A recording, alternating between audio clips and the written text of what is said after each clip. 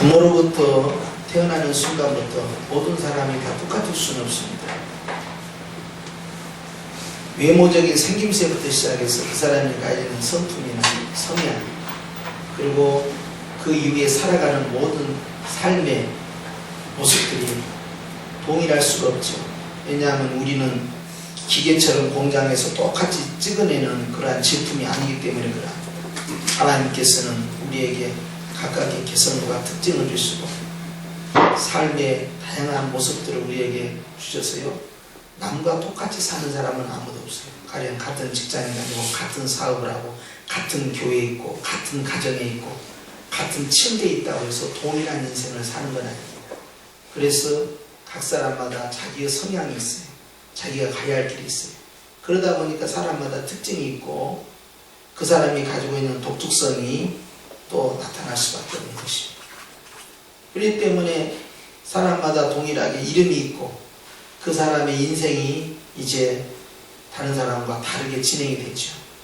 그런데 바울이 로마 교회를 향해서 편지를 쓸 때 로마 교회 안에는 유대인들도 있고 이방인도 있고 믿음이 강한 자가 있고 믿음이 약한 자가 있고 어렸을 때부터 믿는 자가 있는가 하면 최근에 믿는 자가 있고 다양한 모습에 다양한 성격에 다양한 믿음의 소유자들이 함께 어우러져 있었어요.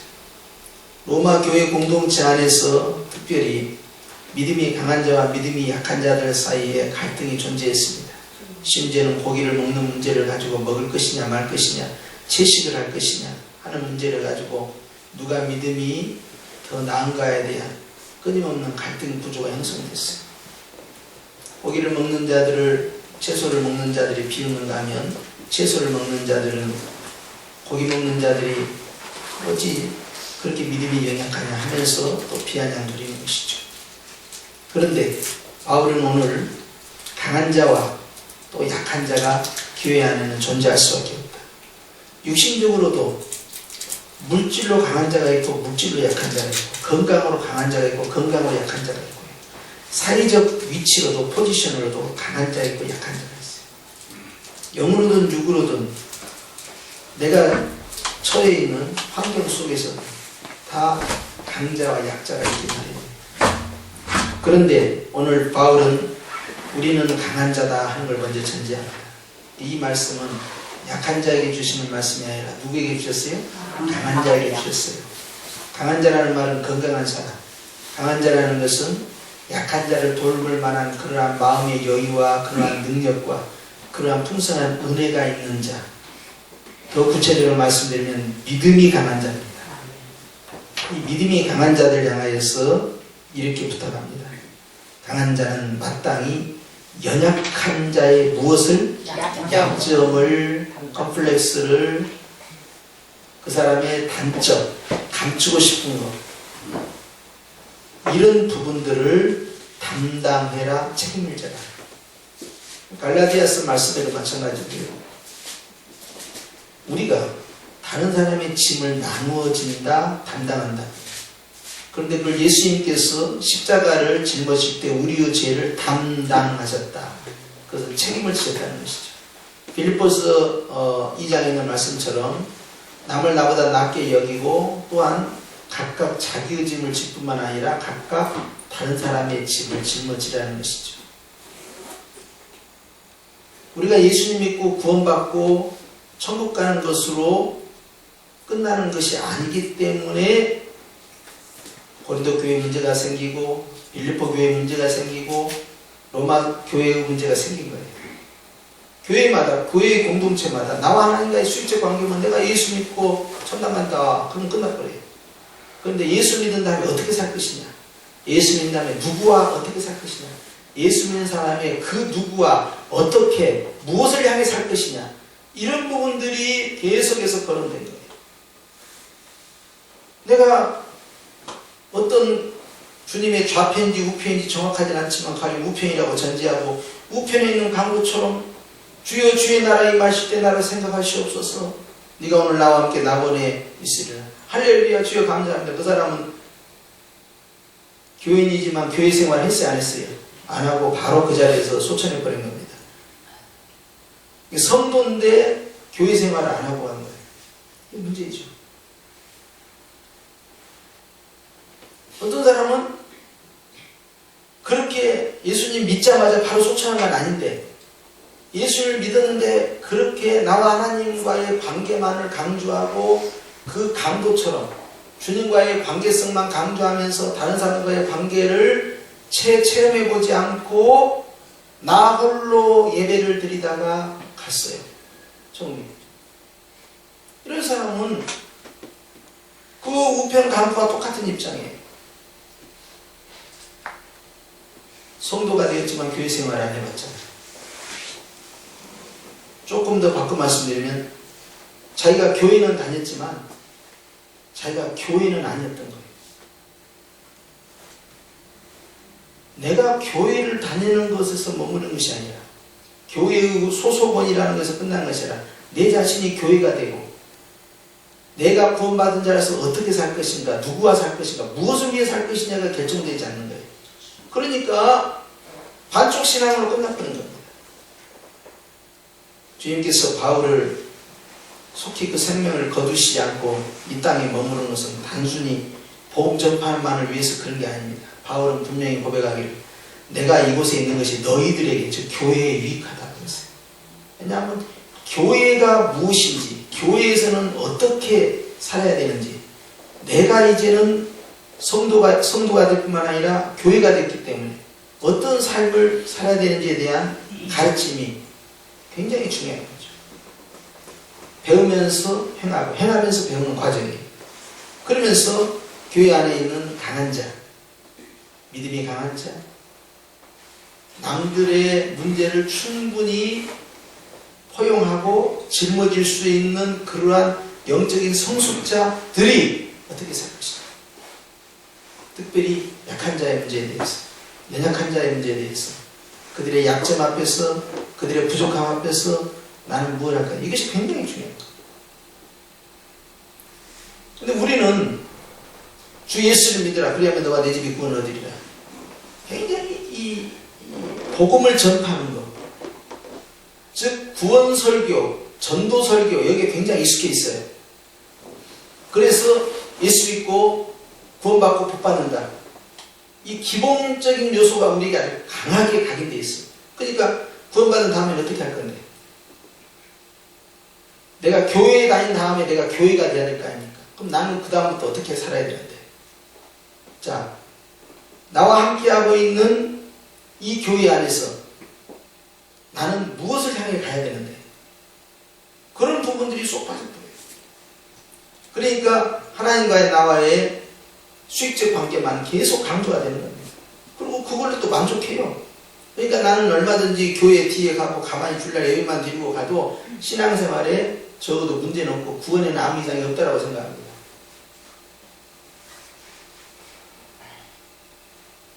주님이 왜 구원을 시켰는지를 놓쳐버리고 구원에는 이상이 없다라고 스스로 확신을 가지면서 그렇게 나 홀로 신앙이 시작돼요. 교회는 다닐 수 있지만 자기가 교회는 아닌 거예요. 그러면 그러한 연약한 자들이 있습니다. 큰 교회로 갈수록 훨씬 많습니다. 뒤에 가만히 와가지고 이따가 싹 사라져버려요. 자, 이런 방청객들을 어떻게 할 거냐. 또 교회를 다니지만 1년을 다니든 10년을 다니든 20년을 가지든 믿음의 은사가 키워지지 않고 연약한 상태에서 심령 상태가 연약한 상태에 있는 자들이 있어요. 그 부분을 어떻게 할 거냐. 내가 도울 수 있는 사람들에 대해서 교회는 무엇을 해야 될 거냐 하는 것을 묻는 것입니다. 그래서 믿음이 강한 자, 영적인 케어를 해줄 수 있는 그러한 신앙의 성숙자들, 주님을 더 사랑한다라고 확신하는 자들, 자, 이 연약한들의 약점을, 단점을 어떻게 해야 되냐. 그런데 이제 교회에서 상처받는 게 뭐냐면 이 약점이 노출이 돼서 수치가 되고 부끄러움이 되고 지적이 된단 말이에요. 그러면서 거기서 모욕감을 느껴요. 열등의식을 느끼고. 그러면 그 공동체에 절대 머물러 있을 수 없습니다. 사실 육체적인 장애보다 영적인 심리적 장애가 굉장히 심각한 문제예요. 누가 장애자냐? 연약한 자를 돌보지 못하는 강한 자들이 오히려 영적 장애자가 돼요. 그러니까 예를 들어서 묻는 병자가 왔습니다. 주님께 고쳐달라고 기도했습니다. 주님이 거기에 찾아온 10명의 나병 환자들을 다 고쳤습니다. 주님께서 너희에게 가서 제사장에 너희 몸을 보이라 할 때 그들이 제사장에 가서 몸을 보이는 것은 완전히 완치된 상태에서 확인하러 검사하러 가는 것인데 가라고 하니까 할렐루야하고 갔단 말이에요. 고침을 받고 간 게 아닙니다. 가다 보니까 정말 나서버린 거예요. 그러니까 정말 9명은 끝까지 가버린 겁니다. 제사장에게 확인받은 거예요. 그런데 엉뚱한 사람 한 명이 등장한 거예요. 그 사람이 갑자기 제사장에 가지 않고 돌아버린 겁니다. 돌아오고 아이고 예수님 정말로 고침받았어요. 정말로 고침받아서 좋아가지고 어쩔 줄 몰라고 그냥 엎드려서 감사하며 사례를 했다는 거예요. 주님이 분명히 당신께서 제사장에게 가라고 보내셔놓고도 고침받은 자가 10이 아니냐 나머지 9은 어디 있느냐 그랬거든 거예요. 거기에서 제사장에게 가서 보이는 것보다 예수님 앞에 나와 감사하는 것이 우선순위 받겠다는 사실을 그때 깨닫는 거죠. 나머지 9명은 감사할 수 있는 기회를 놓쳐버린 거예요. 그러면 누가 영적으로 좀 건강한 상태가 되느냐? 돌아와서 감사한 자가 건강한 상태가 되죠. 예를 들어서 우리 교회 가운데 목사도 있고 장로도 있고 권사도 있고 집사도 있고 어린 주일학교 학생까지 다 있습니다. 그런데 어떤 사람은 감사를 많이 해요. 그 사람은 건강한 사람이에요. 근데 목회자라고 해도 감사를 안 하고 있으면 건강하지 못한 사람이에요. 그러면 그 다음부터 심리적인 장애가 시작됩니다. 걱정과 근심과 스트레스가 쌓이게 돼요.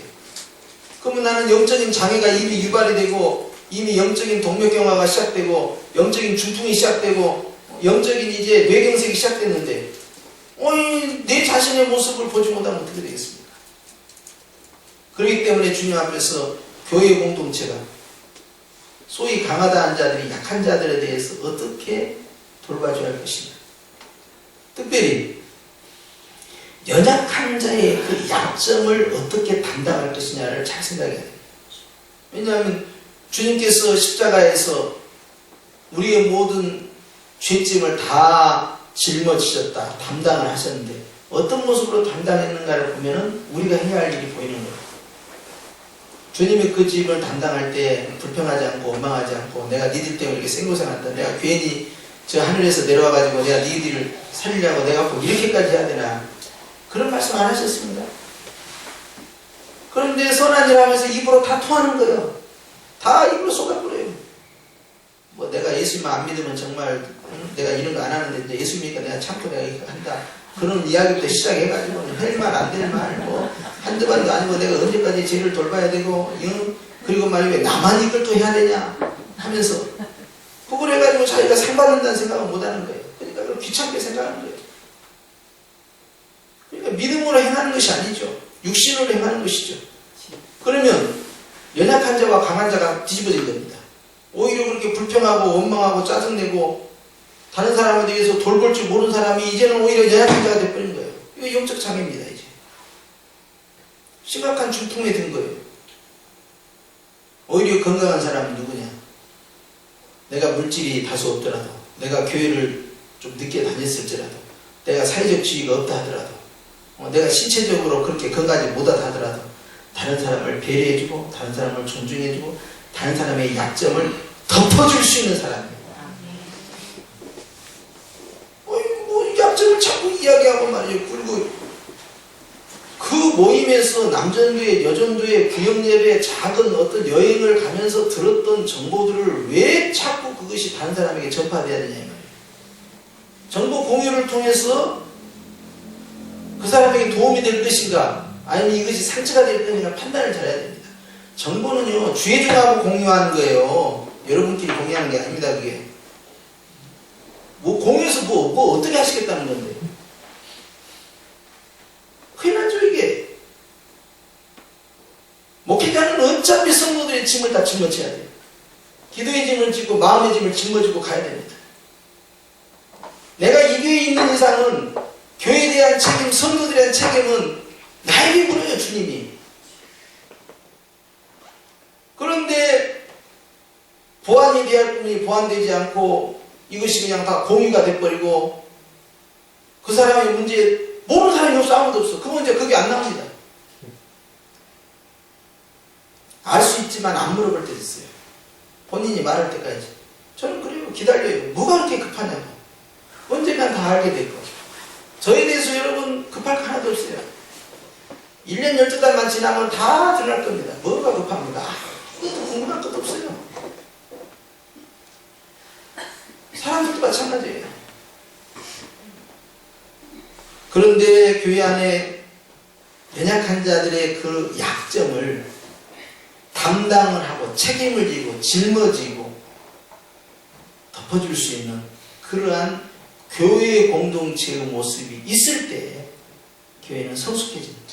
로마서 교회에게 그걸 요구합니다. 그러면서 여기에 한 가지 더 추가한 것이 자기를 기쁘게 하지 아니할 것이라.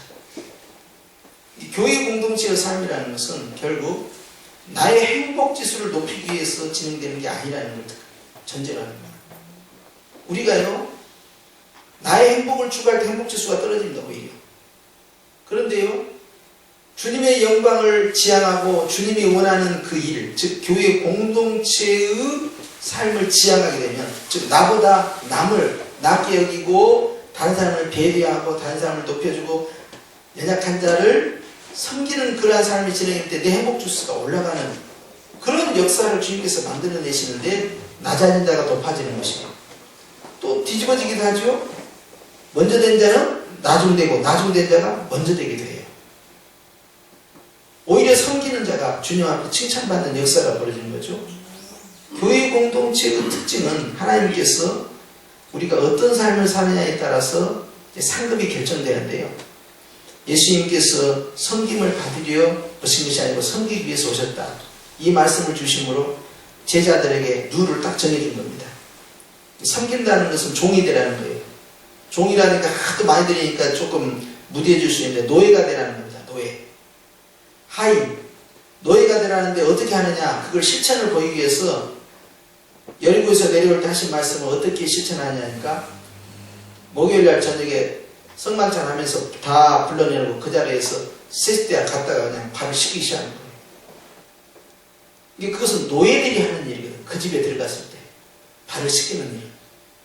그런데 예수님께서 그 일을 직접 하니까 깜짝들 놀란 거예요. 내가 선생으로서 이 일을 행하였다. 그럼 니들끼리는 어찌해야 되겠느냐 이렇게 묻는 거예요. 내가 선생으로서 니들이 이렇게 했는데 니들끼리는 당연히 해야 되지 않느냐 하시면서 주님이 새 계명을 너희에게 주노니 너희가 서로 사랑하라. 내가 너희를 사랑한 것 같이 하면서 주님이 유일한 계명만을 남기고 가셨는데 그것이 하나님과의 수익적 관계가 아니라 니들끼리 어떻게 살 것이냐, 교회가 어떻게 살 것이냐에 대한 내용이 유일한 계명으로 끝나는 거예요. 뭐 다른 계명이 어디가 있어요? 하나님을 사랑하고 이웃을 사랑하라. 그것은 구약의 내용입니다. 그것은 구약을 정리한 거예요. 그것은 신약에 있어서 예수님은 딱 하나만 주신 거예요. 니들끼리 서로 사랑해야 한다. 저 교회 밖에 있는 영혼들을 이웃 사랑은 거기서 나온 것이 아니에요. 구약 성경에 내 이웃을 사랑할 때 그 이웃은요 모든 크리스찬들, 우리 신약으로 말하자 모든 유대인들을 향한 말씀이지 막 이방인을 사랑해라. 니들이 거기서 말이야 어디 그냥 저쪽 벨기에 가서 누구를 사랑해라. 그냥 저쪽 대양을 넘어가 누구를 사랑해. 그런 내용도 아니었어요. 유대인들 내부적인 공동체에게 주신 말씀이에요 이게. 근데 이걸 딱 갖다가 신약에 갖다 와가지고 이웃을 사랑해라 했으니까 우리가 이웃을 사랑한다. 그걸 거기다 갖다 붙인 거예요. 그건 아니죠. 자기 부모를 사랑하지 못하면서 어찌하여 하나님을 사랑한다 하며 눈에 보이는 부모를 사랑하지 못하는데 눈에 보이지 않는 영의 부모를 어떻게 사랑하냐. 나와 함께하고 있는 내 믿음의 성도를 돌보지 않으면서 어찌하여 이방인을 돌본다 할 수 있겠냐. 미선이고 가식이죠. 근데 그렇죠? 우선순위는 딱 그겁니다. 순서대로 가야 돼요. 예루살렘과 온 유대와 사마리아와 땅끝 확장된 순서를 보시라고요. 순서. 사랑의 확장도 똑같습니다. 사랑도 가장 먼저 어디냐? 교회입니다. 교회. 교회에서 시작해야 돼요. 교회는 그냥 엉망진창으로 돼 있는데 나가가지고 뭐 이웃을 사랑해야 된다고, 뭐 사회봉사를 해야 된다고, 우리도 말이지 이 지역사회에 영향력을 끼칠 수 있는 교회가 된다고. 영향력 안 끼치도 괜찮아요. 영향력 끼치려고 한 사람 너무 많아요 요즘에. 그냥 우리끼리라도 좀 잘 살고 있으면은 이것은 집단 이기주의가 아니에요. 사도행전 2장에 초대교회가 어떻게 부흥했습니까? 자기들끼리 서로 사랑하고 자기들끼리 서로 바르게 살아가고 욕심부리지 않고 화합하고 화목하고 기도하는 일에 전념하고 그러한 아름다운 공동체의 모습을 밖에서 가만히 보니까 저것들이 뭐야? 우리도 또 다 종교인이고 우리도 또 다 유대교로서 아브라함의 자손으로서 신앙생활을 했지만 저런 모습은 아니었거든. 저런 공동체는. 그러니까 허다한 우리가 그 공동체 안에 들어오기 시작한 거예요. 그 사람들이 무슨 복음 듣자마자 갑자기 깨달았다 그러고 팍 돌았겠네 이 말이에요.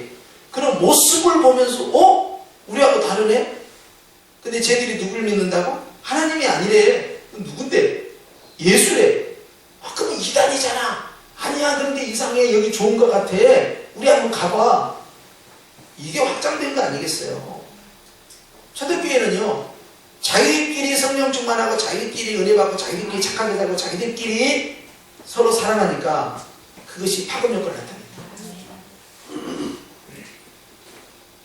전도 안 하겠다는 거 아닙니다.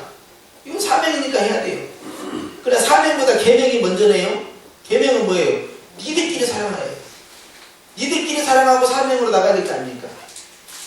그렇죠? 요한복음 13장 34절을 제껴버리고 마태복음 28장 19절만 너는 가서 모든 족속을 제자를 삼아 아버지와 성령을 세계를 이루고 내가 너에게 부모고 가지고 주여 우리가 세상을 향해 나가겠습니다. 오디양 기도해서 맨날 나가라. 그냥 여행하고 싶다고 그래. 여행하고 싶다고. 주님은 그게 아니에요. 네가 어떻게 살 것이냐. 어디에서? 교회 안에서. 가정도 교회고요. 내 심령도 교회입니다. 내 자아관계에 있어서 나와 내 자신을 어떻게 형성할까? 내 자아관계. 자, 나와 함께 내 가족들, 작은 소그룹과의 관계 공동체, 그 다음에 교회 공동체. 어떻게 할 것이냐. 그런데 거기에는 반드시 강한 자가 있고 약한 자가 있고 믿음이 좋은 자도 믿음이 약한 자, 건강한 자, 건강하지 못한 자, 지금 성령 충만하지 못한 자가 있고 지금 아무 문제가 없는 자가 지금 아무 문제가 상당히 많은 자가 있어. 자, 어떻게 할 거냐. 거기 약점이 드러났어요. 꼭 건들기만 해도 아프고 말만 해도 아프고 자, 이거 어떻게 할 거냐 이 문제를. 네가 담당해라. 네가 담당해라. 네가 책임져라. 그러면서 네 자신을 기쁘게 하지 마라. 2절에 가서 우리 각 사람이 누구를? 이웃을 기뻐해. 여기 이웃은 누구예요? 안 믿는 너 크리스찬 이야기합니까? 아니에요. 그 다음에 어떻게 됩니까? 선을 이루고 덕을 세우도록 할지니라. 그 다음에 3절에 가서 그리스도께서 자기를 기쁘게 하지 아니하셨다. 자, 1절에는 자기를 기쁘게 하지 마라. 2절에는 내 이웃을 기쁘게 해. 3절에는 그리스도께서는 자기를 기쁘게 안 했다. 자, 기쁨의 방향이 딱 결정이 됐어요. 행복 지수를 높이는 데 있어서 가장 중요한 우선순위가 뭐냐 이 말이에요. 그것은 내가 아니었다는 사실이에요. 결국 교회 공동체 안에 존재하는 연약한 자들을 돌봐주면서 섬기면서 실은 내가 더 성장하고 성숙해요. 그러니까 처음에는요 장애인 단체 같은 데 이렇게 갈 때는요 가서 뭐 좀 도와주자고 가요. 아이고 짠하다. 국민의힘은 막 불쌍히는 막 동정심으로 하고 출발을 이렇게 가요. 근데 거기에서 봉사를 하고 섬기고 또 장애인들을 이렇게 돌봐가면서 그런 과정을 진행하면서 돌아올 때는요 내가 또 훨씬 얻은 것이 많고요 내가 성숙해지는 모습을 느끼고 돌아와요. 그래서 내가 뭘 준 것 같지만 실상 많은 걸 배워서 오고 깨닫고 오고 얻어갖고 온다. 거기까지 가야 제대로 봉사가 된 거예요. 그러니 주님은 섬기면서 나를 자라나게 하는 거예요. 또 자라난 자는 더 섬기게 하는 거예요. 그러면 또 그 사람이 또 성숙해지는 거예요. 이런 과정 사이클을 반복하는 것입니다. 그러니 연약한 자를 감당하게 되면요 결국 연약한 자만 치유가 된 게 아니라 그걸 치유하는 과정을 통하여 나의 연약함 있잖아요. 그것이 함께 치유가 일어나요. 네. 치유의 원리, 공동체 치유 원리는 항상 나 중심에서요 다른 사람과의 이타관계를 형성할 때 형성돼요. 근데 이타관계가 형성되지 않고 내 자신만을 위한 관계로 제한돼 버리면 그 사람은 신앙에 이제 고립이 됩니다. 철저히 자기중심적 기도로만 성장돼요. 그러다 보니까 결국은 내가 예수 믿고 구원받는다, 거기에 딱 고립돼 버립니다. 그것은요, 그냥 공산주의 치하에서나 막 그런다든지 독재국가에서 그런다든지 정말 험악한 그러한 환경 가운데서 일사각오의 정신으로 주님과의 관계만을 지금 그런 시대가 아니잖아요. 뭐 여러분이 교회 다니는데 뭐 일사각오 합니까? 그냥 나오기 싫으면 안 나오고 뭐 오고 싶으면 나오고 기도하면 기도하고 그런 것이지. 안 그래요? 요즘 편하게 살아요. 뭐 고난이 어디가 있어요? 교회 다니는데 건들기만 해봐. 다음 주부터 교회 안 나오는데. 옛날 같으면 교회에서 당회가 모여가지고 너 6개월 수찬정지. 지금은 수찬 6개월에 6년을 해봐라. 내가 눈 하나 깜짝 하면 아무 신경 안 써요. 근심이다. 근심은 뭔 근심이에요? 교회가 이것뿐이에요? 천지가 교회네. 잠도 찌긋찌긋하다. 나 이번에 감리기로 가보려고. 그리고 참 이제 11조 제일 강조 안 한 데가 어디예요? 그 찾아가고 열심히 갔어. 어디로 갔냐면 학교 순복음으로 갔네. 근데 순복음이 11조를 더 강조해요. 아니, 여기 괜히 여기 왔단 말이야. 다음부터 여기 안 와야지. 그럼 어디로 가야 될까? 천주교가 11조를 강조해. 천주교 사제들의 부러움 제1순위가 뭐냐면 개신교는 뭘 잘한다? 11조를 잘한다. 주의성장. 여기 한번 밀린다고 생각합니다. 안 믿는 표정들인데 천주교는 자유로워요. 술, 담배도 자유롭지만 헌금도 자유로워. 11조가 자유로워. 땡기십니까? 큰일 납니다. 교회의 짐을 담당한다는 것이요. 그리고 연말과 연초만 되면 난리요. 무슨 직분이 떨어지잖아요. 각 부서에서 직분이 떨어지고 무슨 기관에서 떨어지고 또 제일 인기 없는 것이 이제 중고등부 교사들. 인대나 주일학교는 조금 하려고 그래요. 근데 중고등부는 내 자식이나 남의 자식이나 말을 안 들어요. 그리고 중고등부 예배 드리는 모습을 보면요. 은혜 받은 사람도 시험 들어버려요. 얘들이 갑자기 전부 일제히 묵상을 들어가는 핸드폰 다 켜놓고 핸드폰으로 막 게임에 불고 카톡에 불고 막 이거 난리 났습니다. 그리고 막 조는 애들도 있고요. 그냥 하품한 애들도 있고요. 막 왔다 갔다 하는 애도 머리 걱정해요. 우리 중고등부는 그런 일이 없어요. 왜냐하면 숫자가 너무 적어서 잘 안 보여요. 근데 우리 게 중고등부가 가령 지금 숫자에 동그라미 몇 개가 더 간다. 그럼 어찌 되겠습니까? 제 양반 손들어요. 이제 윤주사 못 하겠다고 손. 아이고, 나 부서 바꿔줘. 근데 힘들어서 못 하겠다고. 재미가 없어, 재미가. 그러니까 거기에 누가 교사로 올라고 그러세요? 인기도 없어. 아니, 어느 교회든 다 그래요. 우리 때도 그랬어요. 안 가려고 그래, 거기. 재미가 없습니다. 굳은 일, 낮은 일, 귀찮은 일. 그런 것보다 편안한 일, 점잖은 일, 화려한 일. 이런 데 인기가 더 있는 거예요. 그런데요, 저는 느끼면서 그래요. 여러분들은 지금 여전대에서 돌아가면서 주방 식사를 합니다만, 저는 이 교회 봉사 가운데서 말입니다. 정말로 사랑으로 주방을 붙잡는 자에게 하나님께서 영권을 주신다는 개인적 확신이 있는 사람이에요. 아멘. 여러분이 미끈한 말은 전혀 그렇습니다. 그러니까 교회든 기도원이든 어떤 단체든 간에 주방장이 누구냐를 나는 봐요. 그걸 핸딩하는 사람이 누구냐. 근데 그 핸딩하는 사람이 믿음으로 사랑으로 하고 있으면요, 영권이 시작됩니다. 그 다음부터. 조건을 걸었어요. 믿음으로 사랑으로라고 조건을 걸었어요. 주방은요, 말씀 강단의 영의 양식 못지않게 굉장히 중요한 사랑의 양식을 공급하는 아주 주통문입니다. 그러니까 교회의 절반을 거기에서 전부 커버하는 거예요. 사람이요, 우리가 흔히 하는 말로 먹고 살라고 일합니다, 그런 말 합니다. 그렇죠? 방금 뭐라고 했어요? 먹고 살라고. 먹고 살라고. 먹는다는 것이 얼마나 중요한지. 오죽 했으면 하와가 그냥 선악과 땀벌었습니다. 먹는 일이라면 물그릇 하지 않고 그냥 용감하게 뛰어들어서 그냥 난 죽어도 괜찮다고 땀거든요. 여자들은 욕심이 더 많은가 봐요. 거침없이 막 땀. 여자가 땀는다고 남자도 같이 가지고 너도 땀면 나도 땀는다고 지도 그냥 얼른 갖다 먹어버리거든. 그래가지고 우리가 이 모양 옆구리 된 거예요. 물론 그래서 예수님이 오셨지만 먹는 문제가 얼마나 중요한지. 오직에서 바울이 로마서에서 얘들아 하나님의 나라를 먹고 마시는 것이 아니다. 이게 잘 생각해봐요. 먹고 마시는 것이 얼마나 중요했냐.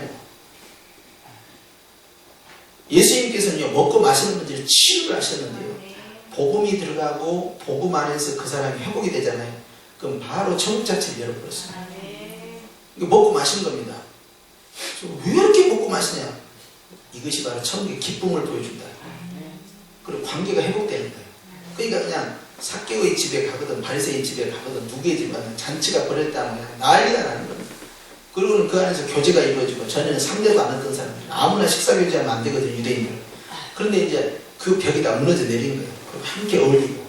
그러니까 바리새인들 입장에서는 예수님의 행위가 자기들의 현재의 사회적 규범을 어기고 있기 때문에 대단히 못마땅했던 것이죠. 그런데 예수님은 그것을 외식하는 것이다. 내쳤거든요. 그리고 거침없이 연약한 자들과 식탁의 교제를 나눴어요.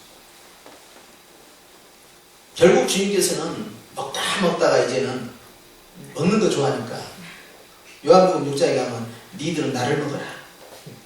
내 피를 먹고 내 살을 먹지 않는 자는 구원이 없나니 영생이 없나니 나를 먹고 마시는 자라만이 영생이 있느니라. 아주 이제 먹는 일에 아주 종집을 찍는 겁니다. 이제 먹을 것이 없어도 이제 주님까지 잡아먹는 거예요. 이제. 그러니까 로마 군대가 그걸 가만히 보니까 저것들이 가만히 비밀 장소에 모여가지고는 이것은 예수의 피니 이것을 마시라. 이것은 예수의 살이니 이것을 먹어라. 이걸 듣는 거예요. 아니 진담입니다. 그러니까 이것들이 보니까 사람을 먹는구나. 인육을 먹는 자들이구나. 이 시종이고. 그것이 초대교회가 로마로부터 핍박받는 가운데 아주 중요한 이유 가운데 하나예요. 뭐 저런 이교도들이 다 있냔 말이에요. 성찬식을 이해를 못합니다. 주님은 먹는 문제로 타락한 인류를 먹는 문제로 치유를 하시는 거예요. 그래서 첫째 아담은 자기가 딱 먹어버리고 둘째 아담은 나를 먹으라고 당신을 줘버린 거예요. 그래서 둘째 아담을 먹는 자만이 영생이 있는 거예요. 교회 안에서 먹는 문제가 대단히 중요합니다. 그러니까 잘 먹어야 돼요. 그래 교회에서 우리가 생각할 때 야 교회 아까운 돈을 말이야 우리들끼리 먹고 쓰는데 다 쓰면 되겠냐. 그건 물읍시다. 부부지간에 월급을 벌어가지고 비용이 나가요. 교육비도 나가고 또 여가비도 나가고 식료품도 나가고. 그런데 내가 근검 전략에 살기 위해서 적게 먹고 내가 다른 데 이것을 투자하게 쓰겠다. 애들도 안 먹이겠다. 그렇게 생각하는 부모가 없습니다. 먹고 사는 문제가 가장 중요한데 먹는 것은 먹고 그리고 교육비는 몇 프로 그 다음에 내 여가사가는 몇 프로 적금은 몇 프로 주택은 몇 프로 균형을 잡아줘요. 그런데 식료품비를 확 줄여버리면요 가족들의 공동체 안에서요 불평이 막 터져나. 반찬 이것밖에 없어? 엄마 다른 건 없어? 어제하고 똑같아. 한결같은 음식이 뭐예요? 김치찌개다 돼지고기시거든요. 제일 쉬워. 음식. 애들이 한두 번이지 맨날 이동만 다른 건 없어 그러거든. 애들 또 엄마가 맛있는 음식을 반찬을 해주잖아요. 그럴 때 음식을 먹는 것이 아니라요 사랑을 먹기 때문에 행복해져요. 그러니까 맛있는 음식을 먹는 아이들이요 정말 행복감을 느낍니다. 내가 이렇게까지 강조를 꼭 해야 돼? 내가 도대체 몇 번 설교를 하는지 모르겠어. 아주 끝까지 가봐야죠. 근데 교회 안에서요 주님께서는 강한 자와 연약한 자, 즉 돌봐야 할 자와 돌봄을 받아야 할 자가 나눠진다. 그런데 이 부분에 대해서 주님이요 결국 내 자신의 유익을 쫓는 자는 자기 기쁨이잖아요. 이런 사람은 하나님의 교회 공동체에서 자기 역할을 못하는 사람. 예수 그리스도는 자기 기쁨을 위해서, 즉 자기 유익을 구체화했다. 그러면 교회 공동체는 어떻게 해야 되겠느냐? 그것은 연약한 자들. 2절에는 내 이웃을 기쁘게 하라 하지 않았느냐? 그러면 하나님만 기쁘게 하면 될 줄 알았더니 이웃을 기쁘게 하게, 하나님과의 관계만 좋을 줄 알았더니 이웃과의 관계도 좋아야 된다. 그러면서 특별히 어떤 이웃이냐? 약한 자, 가련한 자, 공고한 자, 힘들어하는 자들에 대한 그 약점, 컴플렉스가 있는데 이걸 어떻게 할 거냐? 야, 이걸 휴업할 것이냐? 아니면 네가 더 답도 않을 것이냐? 에 따라서 교회 공동체 분위기가 달라진다. 결국 사랑입니다. 어머니는요, 자녀의 어떤 부족한 부분이 나오면요, 자꾸 칭찬과 격려를 해주면서 덮어버리려는 습성이 있어요. 기본적인 어머니의 이 생각의 구조가 다른 사람보다 내 자식이 무시당한 거나 또 비난받는 것을 원치 않습니다. 어떻게 해서는 자기 몸을 던져서라도 그걸 덮기를 원해요. 주님은 그거에 대해서 사랑을 합니다. 사랑은 허다한 허물을 덮는 것이다. 사랑이 없으면 어떻게 합니까? 계속해서 그 약점을 이야기하는 거예요. 허물을 계속해서 지적해 주는 거예요. 그럼 이게 치유가 안 돼요. 얘들 같은 경우 계속해서 책망하고 야단치고 한다고 해서 변화된다면 그렇게 하겠죠. 그것은 전혀 교육이 아니고요. 그걸 통해서 악순환만 만듭니다. 치유라는 것은요, 허물을 덮는다는 것은요, 결국 존중해주고 사랑해주고 덮어주고 칭찬해주는 겁니다.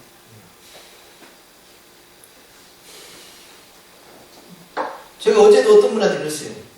당신이 그 사람을 A라는 사람을 그렇게 미워하는데 당신이 그 A라는 사람을 가까이서 가보면 그 사람이 온전하지 못한 사람이고 완전하지 못한다는 사실을 알 것이다. 그러나 그에게 나타난 여러 가지 흠과 티보다 그가 가지고 있는 장점이 이 모든 흠과 티를 덮을만 하다는 것을 알게 될 것이다. 장점은 절대 안 보여요. 잘못한 것만 찾는 거예요. 뭘 잘못했는가? 뭘 잘하고 있는가 보지 않습니다. 왜? 화가 나니까. 왜? 사랑이 없습니다. 그런데 어머니는 어찌냐면요, 자식의 약점, 단점을 다 아시잖아요. 성깔도 다 알아요.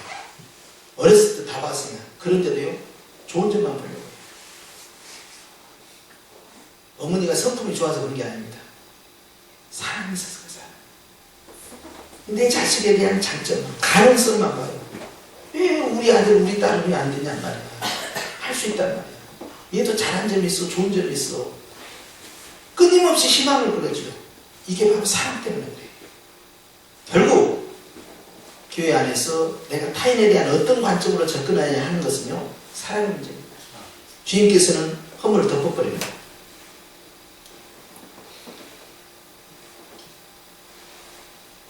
구체적으로 3절에 이렇게 되어 있어요. 주를 비방하는 자의 비방이 내게 비쳤나이다. 아하, 무슨 단어가 나왔어요? 비방이라는 단어가 나왔네요. 자, 1절과 한번 연결해 봅시다. 1절에는 연약한 자의 뭡니까? 약점. 3절에는 뭐가 나왔어요? 비방이 나왔어요. 그리고 그 약점과 비방 사이에 나를 기쁘게 하고가 있어요. 남 흉보는 걸로 재미 보는 사람들은 큰일 납니다. 전혀 유익이 없어요. 걸어다니는 교회, 움직이는 교회, 하나님의 사명자들은요, 오늘 보니까 그 사람의 약점을 어떻게 처리하시는가, 예수께서. 주님은 묻지 않고 덮어버렸어요. 누굽니까? 가늠한 여인이. 잡아가지고 다 돌로, 비방의 돌로 다 던져가지고 정죄를 하기를 원하는데 완전히 그냥 창피를 준 거 아닙니까? 그 수많은 사람들 앞에서 이제 죽이기만을 기다리고 있을 뿐이에요. 현장에서 직접 처단하기 때문이죠. 주님께서 한 말씀도 안 하시고 거기 있는 사람들 보라고 뭔가 글씨를 쓰고 있었어요. 그런데 사람들이 흩어져 버려요. 주님은 딱 한 말씀 했죠. 여자 돌로 쳐라. 죄 없는 자가 먼저. 치지 말라고 안 했습니다. 분명히 치라고 했어요. 치라는 것은 모세의 율법이에요. 한마디를 붙였잖아요.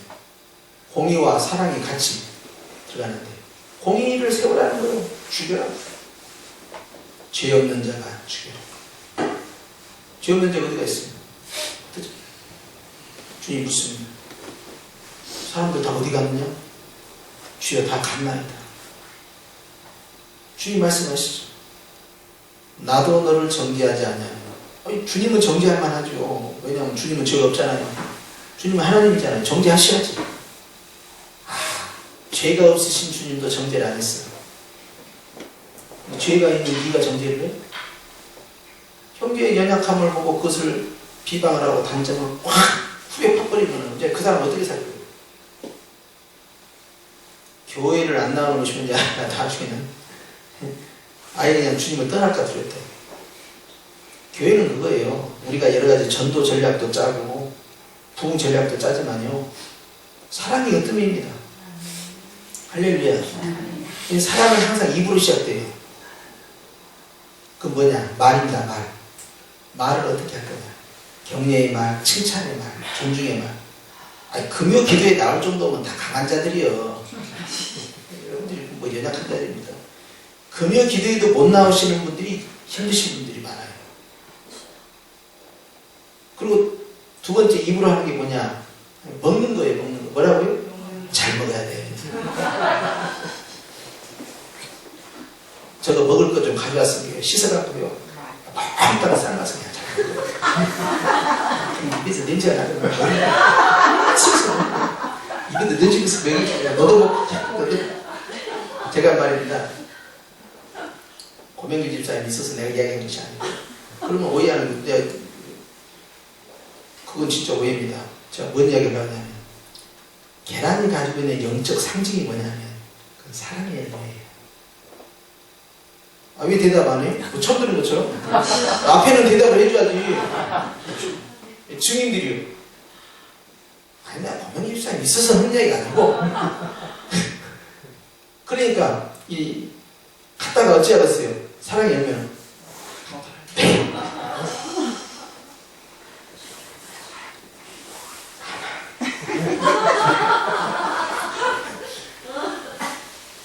못 봤어 그치?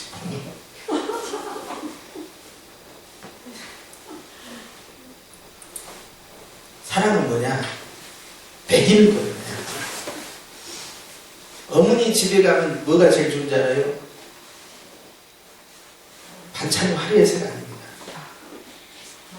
내가 꼭 먹어야 할 것을 해서 배기는 그때가 제일 편해요. 여러분 안 그럽니까? 저만 그럽니까? 굳이 편해요. 배기는 사랑. 그래서 첫 번째는 그 사람의 연약함을 은쟁반의 금사과처럼 말입니다. 또 소금으로 고르게 하는 거지. 언어를 통해서요. 얼마든지 연약한 자를 담당하시고 그리고 뭘 하라고요? 사랑으로 먹는 그리고 기도 한번 딱 해줘보시오. 기도가 얼마나 상달이 잘 되겠습니까? 금요일 밤에 막 기도가 막 올라가 버려요. 어디까지 올라가는 거니까 하늘 보좌까지 올라가. 그런 공동체의 기도를 주님 들으십니다. 할렐루야. 그래서 우리 교회는요 전략이 분명해야 됩니다. 그래야 우리가 사단의 계획을 물리치니까. 사단의 계획에는요 우리가 이걸 못하게 하는 거예요. 근데 우리는 분명합니다. 목적이. 우리는 하나님 앞에서 연약한 자들을 품고 가는 거예요. 그리고 주님이 자기 자신을 기쁘게 하지 않고 아버지의 영광을 위해서 했던 것처럼 하나님이 원하는 교회 공동체 모습은 연약한 자들과 함께하는 것이잖아요. 그러면 이제 주님의 사랑으로만 가는 거예요. 그러면요 내부적 사랑의 공동체가 강화가 되면요 교회는 부흥되게 돼 있어요. 여기에서 동력이 나와야 됩니다. 그래서 우리 교회가요 단순히 성장하는 뿐만 아니라 우리 자신이 행복해져요. 야, 나를 위한 삶이 아니라 우리를 위한 삶이 나를 이렇게 행복해 하구나. 우리 가운데서 내가 말이죠 더 엄청난 은혜를 받게 됩니다. 아멘. 그래서 주님께서는 오늘 또 우리에게 그걸 부탁하는 거예요. 기도할 때 이제 우리는 이제 내 기도도 할 수 있고 연약한 자의 기도도 할 수 있고 우리의 기도를 할 수 있죠. 우선순위를 바꾸는 거예요. 내 기도는 제일 뒤에다 놔두고 급한 것도 있죠. 제일 뒤에 놔두고 그리고 우리라는 기도 그 가운데서 연약한 자의 기도를 먼저 하는 거예요. 그랬을 때 주님께서 네가 기도로 그 짐을 담당하는 거야 하고 시작해요. 할렐루야. 아멘. 이거 기도 제목 보십시오. 기도 제목 이번에만 들어온 거. 이거 지난달에 들어온 겁니다. 이번 달에 이렇게 들어왔는데 아마 주일날 더 들어올 거예요. 내용을 보면 안 되면 이렇게 자 얼마나 기도의 제목들이 많이 있습니다. 우리가 기도로 짐지지 않으면요 하나님께서 우리한테 뭐라고 하시겠어요? 어찌하여 연약함을 사랑의 기도로 들어가지 않느냐. 그렇지 않겠어요? 우리의 기도를 하면서 내 기도가 같이 묻어가는 겁니다. 할렐루야. 아멘. 이 밤에 기도하실 때는 우리를 위한 기도, 특히 우리 가운데서 연약한 자들을 위한 기도가 시작합니다. 아멘. 몸이 아프신 분, 말할 것도 없고요. 물질 때문에 힘들어하는 분들, 또 자녀들 때문에 심각한 분들, 사업 때문에 아주 근심하신 분들, 또 취업 때문에, 결혼 때문에, 출산 때문에, 또 이 장래 얻은 주택 문제 때문에 여러 가지 기도에 무거운 짐들이 있어요. 해야죠, 같이. 할렐루야. 아멘. 당사자일 수 있죠, 당사자. 방금 목사님 말한 거 내가 당사자는 당사자 걸 하지 말고 다른 사람 걸 먼저 하는 거야. 그게 응답 속도가 훨씬 빨라요. 몰라서 그러죠. 그러니까 주님께서는 오늘 이러한 연약함의 약점을 네가 담당을 해라. 네 자신을 기쁘게 하기 위하여 기도하지 말고 네가 내 옆에 있는 다른 연약한 자를 기쁘게 하기 위해 기도를 하면 그것이 그리스도의 방법이고 사랑의 법의 성취. 아멘입니까? 아멘. 여러분 오늘 그런 밤이 되는 원합니다. 아멘. 우리 함께 기도드립니다.